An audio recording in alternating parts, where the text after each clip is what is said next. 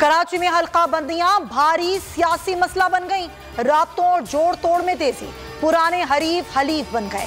MQM और जमात इस्लामी में राब्ता। हाफिज नईमुर रहमान ने कहा, बल्दियाती इलेक्शन मुलतवी करना किसी सूरत दुरुस्त नहीं, चाहते हैं सब अपने प्लेटफॉर्म से इंतखाब लड़े। कल वजीर आला हाउस के सामने एहतजाज फाइनल कर दिया। खालिद मकबूल का 9 जनवरी को एहतजाज का प्लान। कहा, उम्मीद नहीं इंतखाबात शफाफ होंगे, पहले ही धांधली हो चुकी। मुराद सरकार ने हल्का बंदियों में तब्दीली से माजरत कर ली। इस्लामाबाद में गवर्नर को बता दिया, अब इलेक्शन कमीशन के हुक्म के बाद कोई गुंजाइश बाकी नहीं रही। कामरान टिसोरी ने MQM से तहरीरी मुआहदे की याद दिलाई। कहा, मुआहदे पर अमल किया जाए, तहफ़्फ़ुज़ात दूर किए जाएं।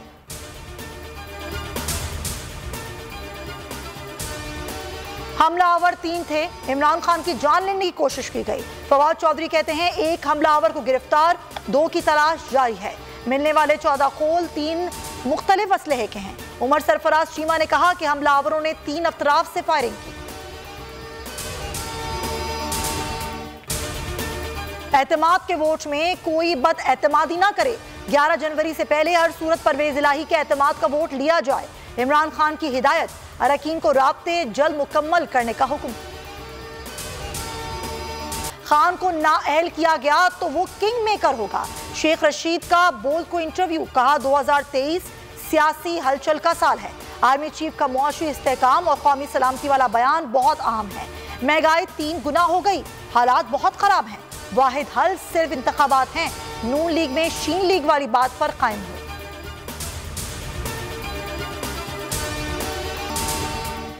अटक में नए साल की सबसे बड़ी डकैती। 2 मुसल्लह डाकुओं ने घर में घुसकर खवातीन और बच्चों को यरगमाल बना लिया। 56,50,000 के जेवरात, 10 लाख नकदी लूट कर फरार। डाकू जाते हुए अहले खाना को वॉशरूम में बंद कर गए।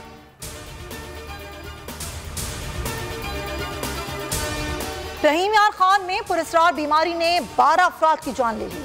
रुकनपुर में अमवात 20 रोज के दौरान हुई। महकमा सेहत ने लाशों और मुतासरा अफराद के खून के नमूने ले लिए।